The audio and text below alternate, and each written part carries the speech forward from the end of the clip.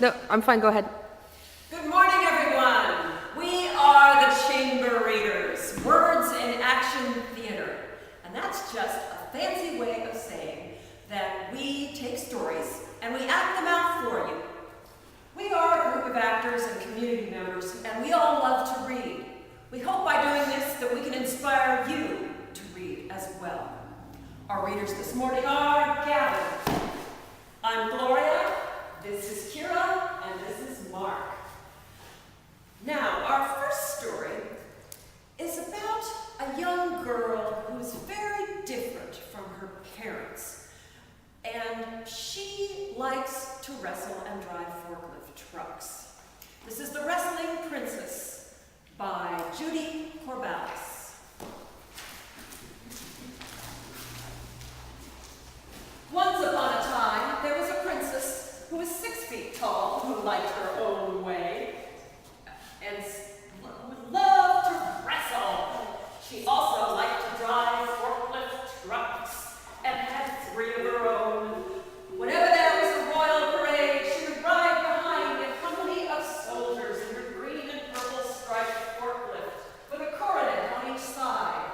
The king got very cross about it, but the princess said, "If I can't drive my forklift, I won't go." and because she was such a good wrestler, the king was too scared to disagree with her. One day, the king sent for the princess to meet him in the royal tea room, and when she finally showed up, he said, It's about time. Where have you been? Greasing the axle on my blue forklift truck. This can't go on. When will you stop messing around with those dirty machines, Ermentrude? You're nearly 16 and you need a husband. I must have a successor. Well, I'll succeed you, Father. I would love to be king. You can't be king. It's not allowed. Why not? I don't know. I don't make the laws. Anyway, you can't, and that's that. You have to have a husband, and you won't get a husband if you don't change your ways. To get a husband, you must be enchantingly beautiful, dainty, and weak. Well, I'm not. I'm nothing to look at. I'm 6 feet tall. And this morning, did you hear? I wrestled 16 guards at once, and I beat them all. Oh, Ermentrude, there will be no more wrestling and no more forklift trucks. And we will have a contest to find you a husband. I don't want a husband. Just you wait. I'll ruin your stupid old contest. You're a rotten, mean old pig. The contest began the very next day. 72 eligible princes flew in by helicopter. The princess sulked as she watched them arrive.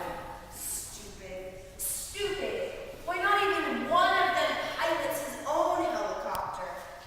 Sit down, my dear, and behave yourself. The first competition will be a fight. As you know, the princess is a very tall girl, and she can't have a husband shorter than herself. Why can't I have a shorter husband? Be quiet. You just can't. When the Lord Chamberlain had finished measuring them all, there were 48 princes left in the competition. The second competition will be that of disposition. The princess has a slightly hasty temper. She cannot have a husband who cannot stand up to her. So each of you will make a face and insult the princess. The first prince stepped forward. The Princess Ermentrude made a repulsive face, and the prince burst into tears.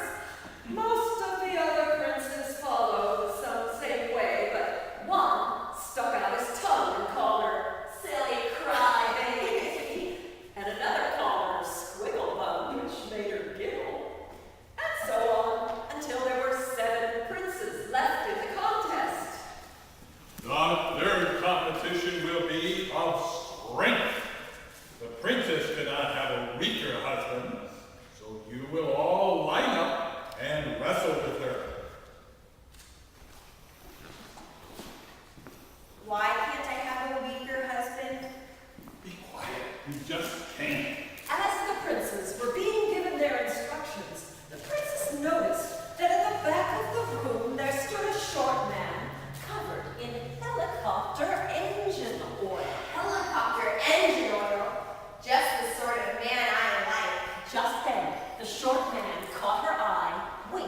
and carefully mouthed, Choose the seventh. Don't beat him. the princess liked him and wanted to please him, so she nodded and then stepped forward to begin the competition. Crash! The first prince hit the mat. The next 5 princes followed. Crash! Crash! Crash! Crash! Crash! When she got to the 7th one, she glanced over at the helicopter mechanic who nodded. She let herself go all limp and floppy, and for the first time in her life, she lost a wrestling match. The crowd let out a stupendous cheer!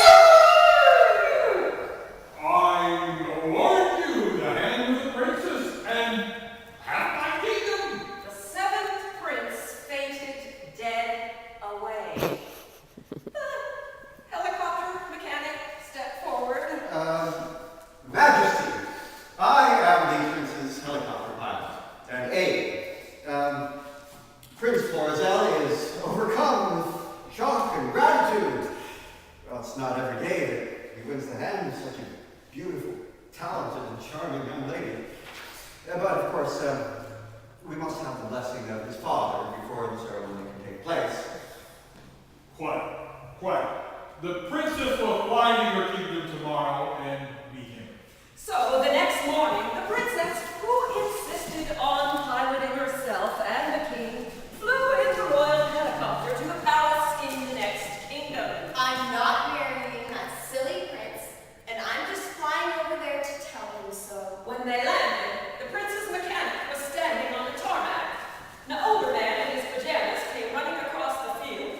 What about that oil can, young ninny? Don't you know that this is a royal princess? Of course I know she's a princess, Father, and I'm going to marry her. What? I am Prince Florizel. The other was an imposter. See, I didn't want to go to the contest, so I persuaded my mechanic to trade places with me.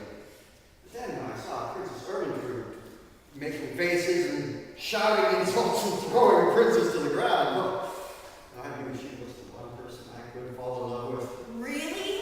Truly. Now, come and see my mechanical dignity. And so, Princess Ermintrude and Prince Florizel were married in tremendous splendor. The princess drove herself to the church in a beautiful, bright red forklift, and the television cameras whirred as Prince Florizel stood on tiptoe to kiss her on the church steps. And their magnificent wedding cake was shaped like a giant oil pan. And they both lived happily ever after.